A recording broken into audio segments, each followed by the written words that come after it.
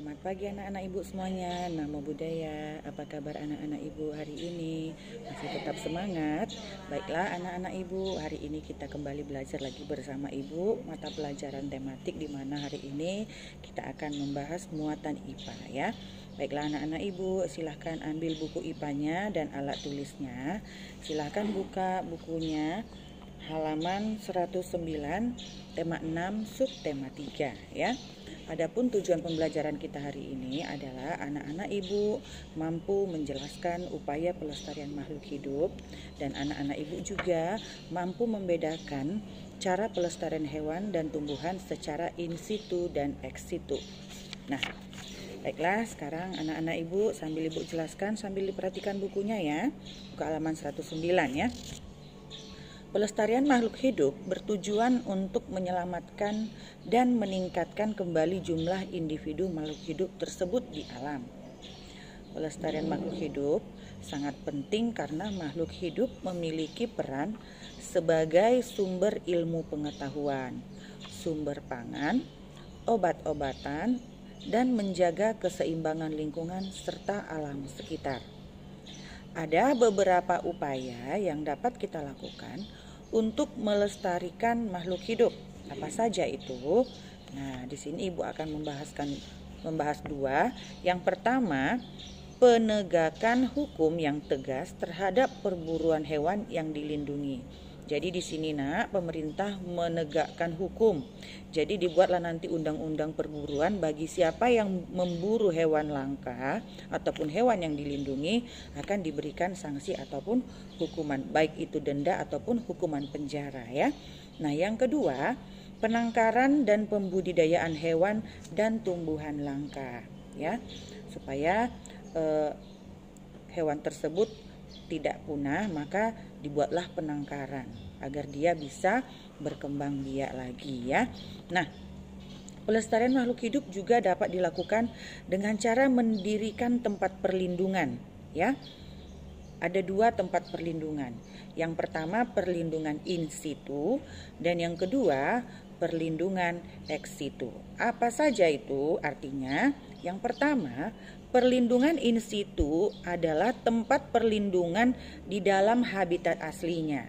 Jadi tumbuhan dan hewan itu tetap tinggal di habitat aslinya, di alam ya nak ya. Nah, apa saja contohnya? Contohnya hutan lindung, suaka marga satwa, taman nasional, serta cagar alam ya. Nah, yang kedua perlindungan ex situ. Ya, apa itu ex situ? Ex situ itu adalah tempat perlindungan di luar habitat aslinya. Jadi nak, dia tidak tinggal di hutan ini hewannya ya. Jadi ada dibuat satu tempat khusus untuk memelihara hewan tersebut agar tidak punah ya. Nah, contohnya apa? Seperti kebun binatang itu kan sengaja dibuat manusia untuk tempat-tempat hewan ya nak ya. Jadi kebun binatang termasuk perlindungan ex situ. Nah, yang kedua taman safari. Ada anak-anak di sini yang sudah pernah ke taman safari?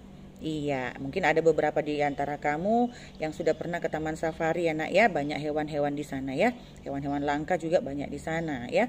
Nah, herbarium dan kebun raya. Itulah dia untuk perlindungan in situ dan ex situ. Nah, upaya pelestarian makhluk hidup secara tidak langsung dapat kita lakukan dengan membuat majalah dinding ataupun poster. Tahu ya anak-anak ibu poster ya? Iya, poster itu biasanya berupa gambar dan beberapa tulisan yang biasanya ditempel di dinding ataupun di tempat-tempat umum ya nak ya. Nah, biasanya poster ini isinya mengajak kita untuk melestarikan hewan-hewan langka ya nak ya. Nah, di dalam poster tersebut dapat dicantumkan informasi mengenai hewan ataupun tumbuhan yang terancam punah. Jadi di sana dijelaskan hewan ini ataupun tumbuhan ini sudah hampir punah. Jadi di sana kita akan diajak untuk melestarikan hewan tersebut agar tidak sampai punah ya nak ibu ya. Nah, demikian dulu penjelasan ibu hari ini. Mudah-mudahan apa yang ibu jelaskan tadi bisa dipahami anak-anak ibu ya. Nah, sekarang kita buka bukunya halaman 112. Buka bukunya halaman 112, penilaian harian subtema 3. Nah, silakan anak-anak Ibu kerjakan nomor 1 sampai nomor 15. Tulis jawabannya saja di buku latihan. Setelah selesai nanti kamu kerjakan, silakan langsung dikirim melalui WhatsApp Ibu paling lambat malam ini jam 8 malam. Silahkan kerjakan apa yang bisa kamu kerjakan hari ini. Jangan tunggu sampai hari esok. Baiklah anak-anak Ibu, sampai di sini dulu perjumpaan kita hari ini. Akhir kata Ibu ucapkan selamat pagi, Namo Buddhaya. Tetap semangat ya anak-anak Ibu.